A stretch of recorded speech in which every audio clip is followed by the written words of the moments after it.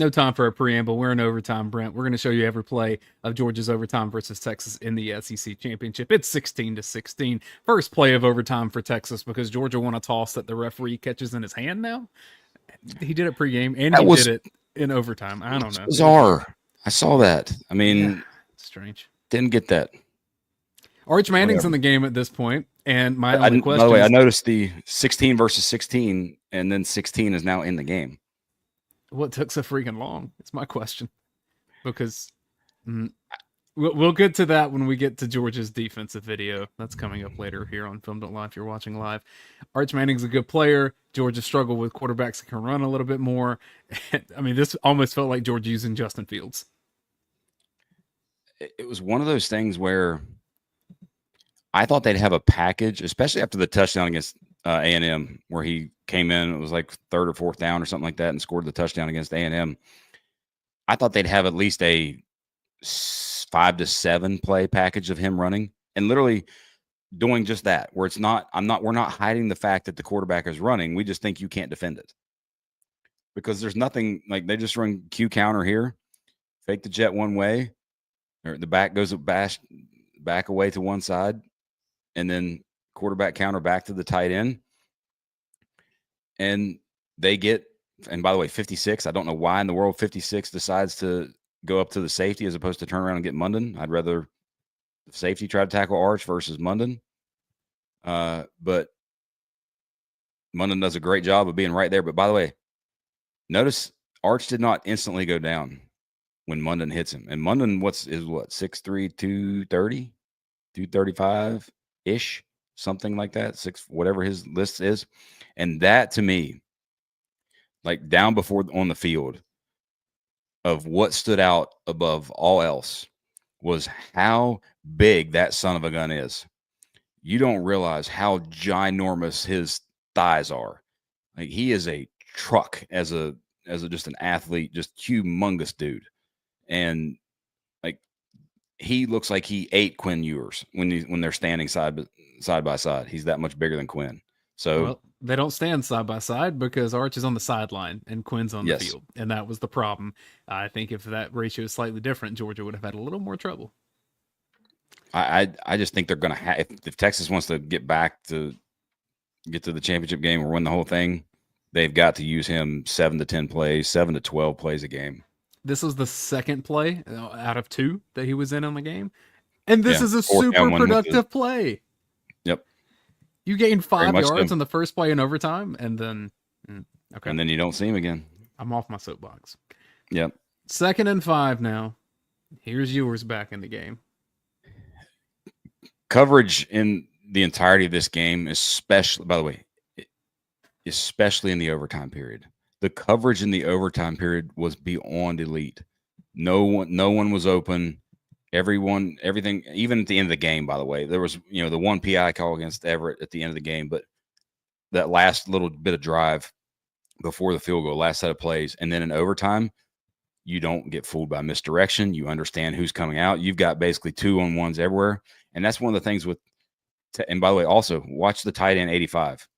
If he's leaking out on the backside, somebody's right. I think it's Munden that's right there with him. Right there with him. They had everybody covered in overtime. All right, so it sets up a 3rd and 5. They'd hit you with this a couple of times in this game where you get same side 2 receivers, a couple of inside slants.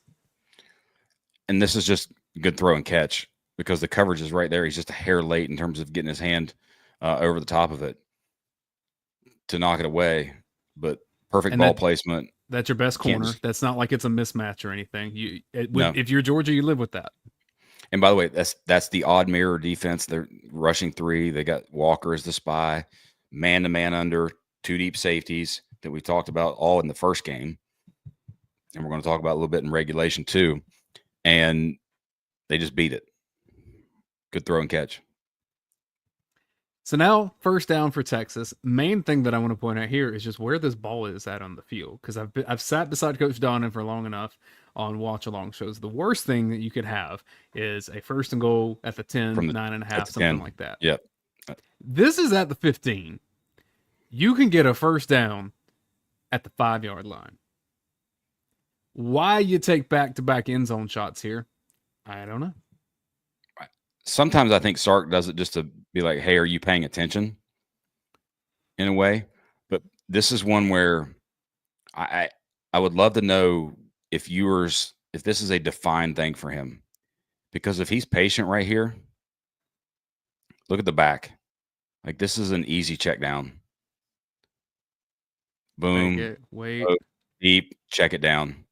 And now you got that guy, and you got one linebacker coming from the middle of the field trying to do, like, I was shocked. By the way, this is a really good throw. He puts it right on the back of the end zone. And this is a great job by Everett at the last little bit of getting his head turned back around. Because if he just does this number with his face completely facing the crowd, he's getting called for PI right there. And by the way, I've noticed this a bunch being at the Benz. It amazes me how close the concrete is to the field in the corner of these end zones. Like, if he takes another step or two and then, like, lands on that crap, that is not good. They could extend that further. Soapbox. I think they should put more little further turf down through there. But anyway, a few more rubber pellets. Yep. That's the first end zone shot. Now you go this side. I get there's a lot of space over here, and I get it's 1-on-1 and slot fade, smash concept, boom, or slant fade. So that's not Georgia's best cover guy, but I'll say Starks got picked. Starks got, I think he was second most targeted, 6 catches on 8 targets in this game. But good enough coverage that a great ball, a great pass beats you. But it's got to be that. It's got to be a great pass. Now, one of the things that it's always fun to me in when I go to these games to watch the QBs throw the football live. There's so much that you can learn from that. And on these touch throws, and by the way, he even did this in warmups. It's not like it's something that's in the game. Yours on the touch throws gets a little more 3/4-y on the touch throws when he takes a little bit off of it.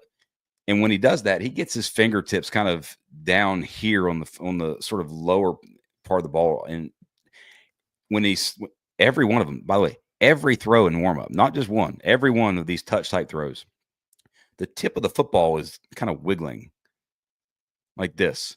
So the spiral is not as tight as it should be. And the ball drifts and the ball fades. Little things like that where you're like, you got to clean that up a little bit. Well, for Georgia's sake, it's good that he didn't in that moment. Sets up a 3rd and 10 after back-to-back end zone shots. And he was hurt earlier in the game, but KJ Bolden, superstar freshman for Georgia, comes back in and makes an incredible tackle. I mean, we saw it in the first game of the season, right? 1-on-1, open field tackle. He shows, hey, I'm ready for college football right away.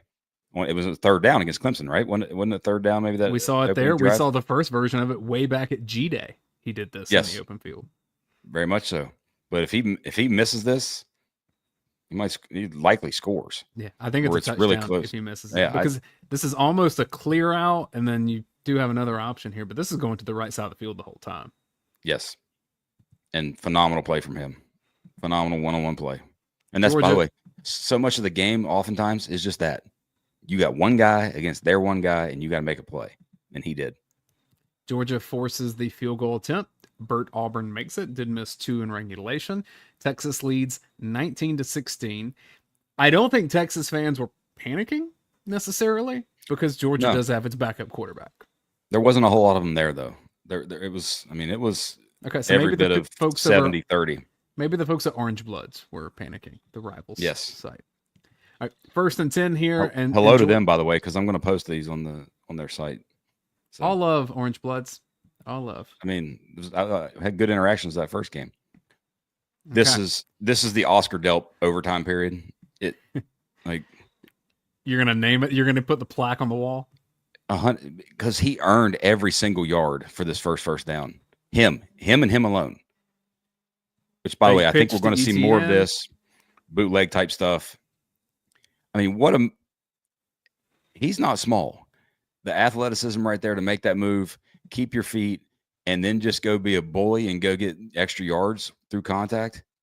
Phenomenal job from him. Like, athlete. And then off 1-2 guys get three extra yards after contact. Just like I said, I do think you're going to see a lot of these type plays. I'd like to see him from under center, by the way, too, with him, and almost morph into a. Now, granted, it's not really something maybe that he's comfortable with, but and that's what you'll see that if you don't see much under center, you can tell it's not something he's comfortable with. But I would some outside zone, almost McVay-esque in a way with their offense. But no, this is phenomenal from Delp. Two quick things for me on this. We've talked about Stockton has a slower release, especially than Beck, but probably than the average quarterback in college football. Yes, it's slower. So fake here. Look how quickly he turns the head here. Good. I mean, it's there. He has some of the natural instincts of where plays need to go. Maybe that's from running as well. That's a good sign to me of not sticking with that too long and kind of getting lost in what you're doing. The other thing to me, shades of a little bit of what we've seen from, I mean, you put this on Twitter, and I think some other folks ended up seeing it and posting it as themselves, that Georgia needs to institute some of the things that Buster Faulkner has done at Georgia Tech. A lot of times with Georgia, when it's probably more for inside zone, but a lot of times this tight end comes over here to block here. Yep. When it's a route here, that's interesting. Now let's just maybe, if he trailed here, now you have a quarterback that could run this way if the middle of the field's open. Oh yeah, there's going to be some split zone true reads, all that sort of stuff. I think that a lot of those things will come into play. So, positive play. Like Desmond Ridder with Cincinnati a little bit. That was in the bowl game. Like there was a lot of running plays and certain plays in that game that Georgia couldn't stop. Cincinnati didn't run it enough. 2nd and 1. I thought it would be a run play. And is this a choice? Because the lines appears to be blocking in a way that this is more run than quick game. Well, and especially because this is 3-on-2. And if he's reading this, I don't know what he saw to make that decision. But again, watch how you got hitching up on this stuff is not good. Like that's early high school stuff. You got to fix. If you're throwing a quick game, you don't need to hitch. Boom, fake it, get it out. Like turning a double play as a shortstop. I almost bet that's QB decision on that one. Maybe so. But yeah, now you put yourself, by the way, in 3rd and 3 instead of you were at 2nd and 1. So, now you're in a situation where do you throw it, do you run it versus 3rd and 1? You can definitively do either. And again, another great check down. I'm going to pause here for a moment. This particular formation with this personnel, with Stockton, I am all about this. I want to see do some unique things with it. You can do some unique things with it. Definitely. Patience there. Great check down. Delp, runs for the first down. And just look at him be a man child. And like I said, this was his first down. Like he got all of that on his own. Both of the plays. Holding call, maybe over here with Cash. No. I mean, okay. There were so many of those in the game. Both ways. Know I'm protective over Cash. I will say that's one of the things. There's only one game I've ever watched a bunch of holding calls, and it's been blatantly one-sided, and you could tell it was blatantly one-sided, and that's the Ohio State Georgia game. That one was. I thought you were about to agree with Sark here for a second. No. I mean, it's both ways. So Georgia on a 3rd and 3. I mean, if Delp doesn't make this effort to run through a guy, then you're kicking the field goal there. Yeah, you have to. You have to. Overtime. Yeah. And then you get the ball. And then we get the run. I think it's the next play. You get a run. Yes. ETN, by the way. And just the shiftiness of him. Tate did a heck of a job as a blocker in this game. I think there was a little bit of wear and tear on Texas' defensive line as the late in the game went on. But the ability, especially with the way Texas plays defense, because they let those guys kind of try to just beat their man one-on-one and a lot of, hey, stack and shed, and I'm going to look and find where the ball is. When your back is tilting in one way, working out the other way, that all that sort of stuff, it creates natural blocks a lot of times for your offensive line. Here's the play. Back to empty. Yep. Back to empty. So your brain goes to QB draw. I mean, instantly. I don't know how it doesn't. And they run a blitz, and it opens it wide open. And Makuba just shouldered all of that. And the fact that he held on the ball is downright amazing. In real time, I definitely thought it was targeting. After replay, I agree with the refs, and good on them for getting it right. Physical football play, hard football play, scary football play. Yes, very. Not a penalty, though. No, and by the way, just the holding on the ball. The other thing, too, is this is where, hey, I haven't played in a while, and I'm just going. And this is where you talk about the kid as the gamer term. Like, that's what that is, because what should he do right here? Knowing I'm like the 5 or the 4 for first down. Right there, go right at the umpire and dive. Like right where the umpire is, because somebody's got to avoid him, right? And then just dive forward.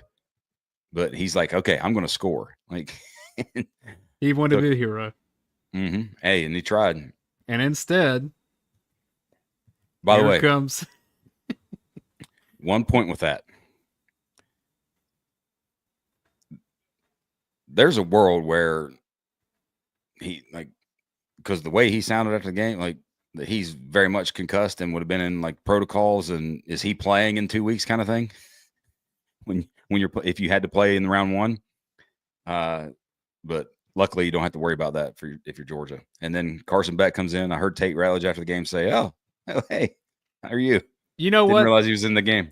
I thought he was meaning that at the snap he didn't know who was in there, and so I was going to be like, Tate, you're looking at him, but I guess he meant the huddle. He turned around and didn't know what was going on there. I thought he meant like he didn't know that Beck was in the game when the play was snapped. That's what I thought he meant. But there was no way that's the case because he was staring at his eyeballs. Right, exactly. Now, the thing that was curious about this, and I think it's more so going behind what you think is your best run blocking offensive lineman in Freeling to cave this in.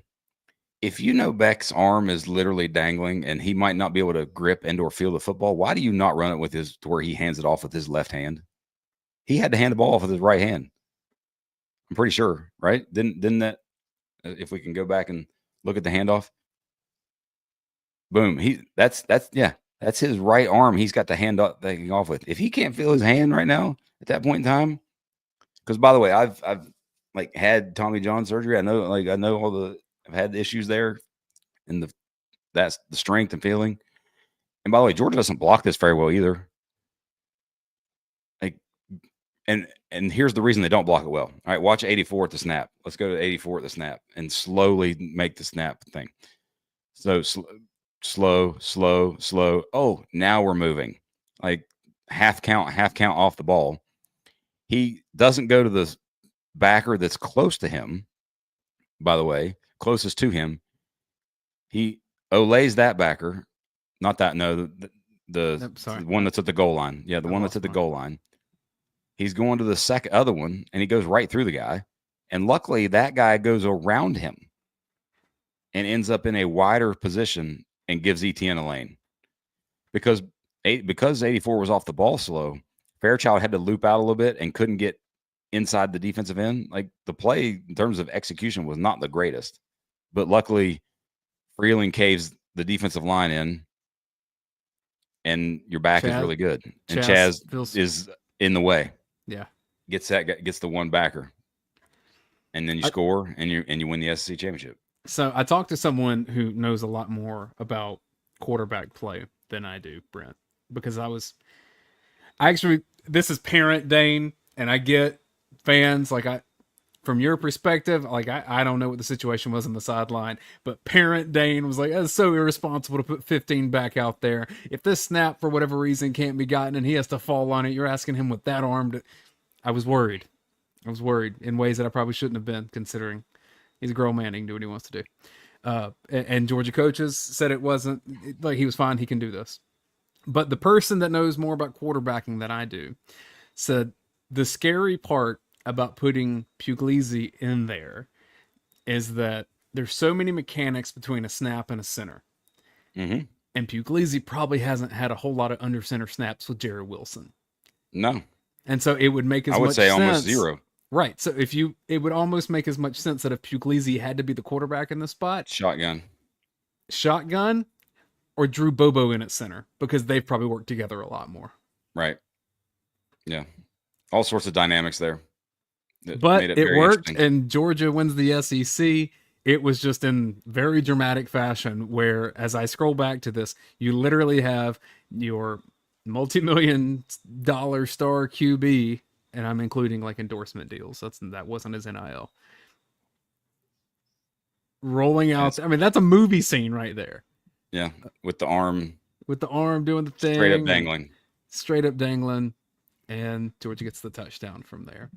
And now executed in overtime, though. Oscar Delp, like I said, man-child in overtime. That unbelievable effort from him in overtime. And that embodies what I feel like is the biggest growth of this offense in the second half of the season, which is tight ends are significantly better for this team than they were the first month of the season. Agree. Delp included, Urosic included. Lawson, luckily, we saw that crazy catch. He definitely has some of the best catches that Georgia has this year. Maybe not in like total volume, but that's overtime. That's how Georgia in back-to-back games has won in. Well, one of those was a lot of overtimes. This was one. So let's get some data points to your point there. Delp specifically, by the way. So Kentucky, Alabama. So he went from Kentucky, Alabama, Auburn, Miss State, Texas, Florida, Ole Miss. Did not have a PFF overall grade over 60. So less than 60 is not good. A couple of those were in the 30s. Really bad. Tennessee, starting at Tennessee, 80, 72.2, 67.1, 71.5. Just a massive lift in his play. So it's big for them, and it's going to be big in the playoff. Those guys are, and we talked about it. If you're going to throw contested catches to people, throw it to those guys. That's who's going to take care of business there. So for everything everyone is saying about receivers at Georgia and all the drops, your path to a championship is probably with your running back ETN playing that way, with Frazier continuing to play that way, and these tight ends. You need receivers too, don't get me wrong. I just think you actually may need them more. It's like athletes with sweeps and screens and all of those things that are easier and just go balls. Yeah. Go win some go balls. Yeah. Probably not as much of the mid-range game as Carson Beck liked to do. It's not. This is what we like to do, and let's shout out our friends at ASW Distillery. I have their logo on the screen twice. Now it's once, but you can have the logo in your cabinet twice for Hunker Vodka and Hunker Bourbon. Anytime you buy either one of those, a portion of the proceeds goes to Georgia's Classic City Collective. As we're recording this, the transfer portal is open. Georgia has some guys in it. Georgia has some guys that are probably pondering it, and Georgia is going to use NIL to keep, and then use NIL to probably attract some new players. If you want to make a quick change in your habits that helps Georgia attract those players, get ASW Distillery products, specifically the Hunker Bourbon or the Hunker Vodka. 5 and 6 founders at ASW Distillery are Georgia graduates. They like to say that they are distilled by dogs. And as someone who enjoys an occasional bourbon as my spirit of choice, I can tell you that ASW does it the right way. And they're just nice people too. So if you want to try their product before buying a whole bottle, go to one of the tasting rooms in the Atlanta area. Oconee Gold Barbecue Sauce. Man, that's that small batch barbecue sauce that is made in Statham, Georgia. And I tried the wingy sauce on some pork the other day because I tried it on chicken. I told you, Brent, and I really like that. I was because I'm thinking, all right, wingy sauce is designed for chicken wings, so I wasn't exactly sure if I was making the right decision, but I went with it anyway. Love the versatility of it. It brought out a different flavor in the pork that I was having than I thought. Nice, it would. And I like that. So it kind of got my creative juices going of what can I do? What you can use it with here. Yeah. So that's the wingy sauce that I'm working on. You can try it and all the others. Get 20% off at OconeeGoldBBQSauce.com using the promo code FilmDon'tLie. And then finally, Breda Pest Management, the official pest control of the Georgia Bulldogs. They protect Sanford Stadium, which will be dormant for until G-Day at this point. Yep. And then graduation. And then we start the 2025 season. Thought there may be a home playoff game there for a second, but Gunnar Stockton and Carson Beck and Nate Frazier and Trevor Etienne had different ideas. Breda Pest Management, the official pest control of the Georgia Bulldogs, BredaPest.com. That's every play in Georgia's overtime. If you're watching live, hit refresh on our YouTube channel or Facebook page where you're watching this in about 30 seconds, and we'll get to Georgia's defense, what it did to slow down Texas's offense. I think you'll like what you see in this. Exactly. Thanks for watching, everybody. Film Don't Lie.